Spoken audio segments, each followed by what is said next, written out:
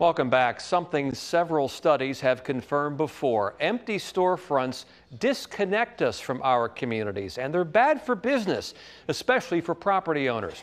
Amid a countrywide housing shortage, could former shopping centers be your next home?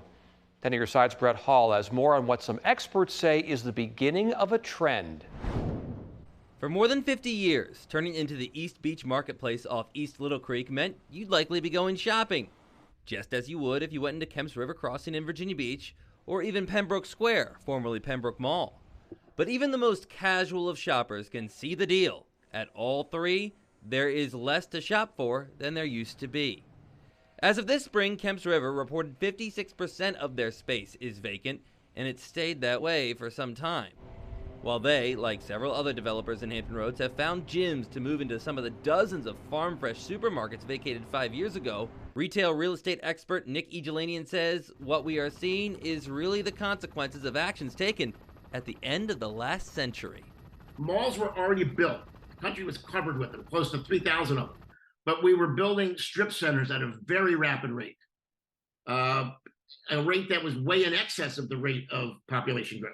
More simply said, you're adding too much space. And with Hampton Roads' overall vacancy rate for retail coming in at a healthy 4.3%, Egelanian says it really is survival of the fittest. If another center has become dominant in an area and that center has under leasing, it's an opportunity to redevelop. Hence the decision made by these three property owners. It's almost as if time has stood still since the former interior of Pembroke Mall closed following Christmas in 2021. However, now it's time for a growing trend in all of retail to take place here. In the space where that sweet smell of Toll House cookies used to waft through the air, in the future will be the home, maybe your home, in one of more than 300 new apartments. Multifamily works better than retail and better than office. President of Pembroke Realty, Ramsey Smith, says as hard as it was to say goodbye to a business they long knew, they didn't want this place to become an eyesore as malls continue to fade into the history books. Rather, a place for the community can be proud of. It's not unlike what happened at the former Coliseum Mall in Hampton, now Peninsula Town Center. Residential has been a darling for the last 10 to 15 years. In the case of East Beach Plaza and Kemps River Crossing, only half of the plaza will be torn down, with existing tenants moving to areas remaining open.